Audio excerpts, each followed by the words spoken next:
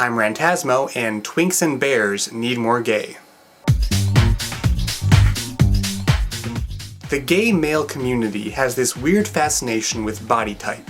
It's not really that we're especially obsessed with appearance and physicality, at least no more so than straight men. But we sort of have a way of assigning types and classifications to people with Pokemon-like specificity.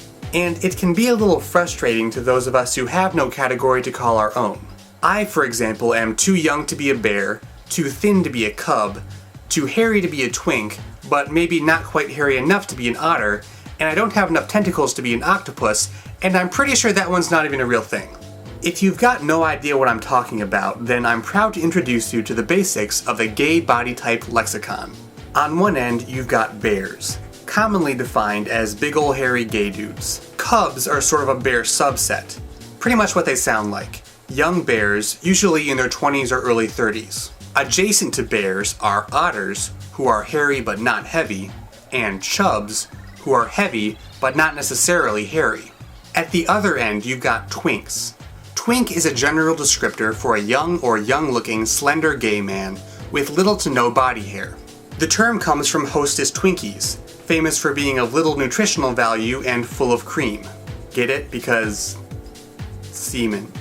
Twink can also be a disparaging term for a naive, inexperienced gay man.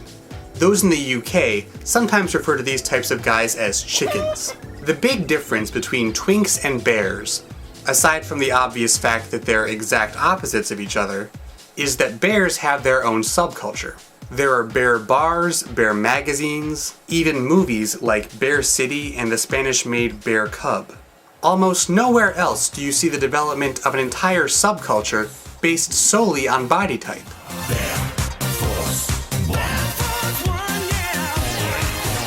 So how come bears get their own parade floats, beauty pageants, and even their own freaking flag, while twinks are little more than a keyword on gay porn sites? Well, for one thing, twinkdom is a transient state. No one stays a twink forever, no matter how much Botox they ingest. But it's also because, within the subculture that is gay men, twinks are perceived to be more mainstream. Not that there's necessarily more of them. They're just seen as a more conventionally attractive body type. The bear community was formed almost as a backlash to the stereotype of gay men being fey fashionistas. Bears exist as a subculture for the same reason that gay men exist as a subculture. They live, at least to some degree, outside of the perceived mainstream. Twinks have some semblance of a community, but only in the sense that people with similar physical traits tend to congregate. There's not the same sense of pride and fellowship you see with bears. Most twinks don't even really call themselves twinks, which makes sense. It's risky to associate yourself with labels that are already regarded as part of the status quo. I mean, there's a reason that Abercrombie & Fitch doesn't market itself as clothes for pretty white people. At least, not directly.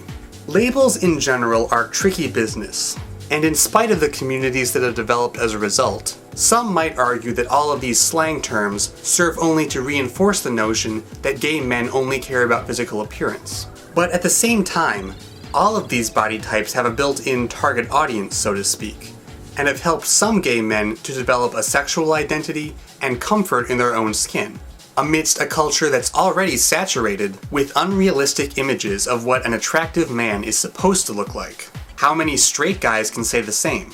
People come in all shapes and sizes, and it's gratifying to know that no matter how you look, there's definitely someone out there who's into that. Though it never hurts to be in a boy band.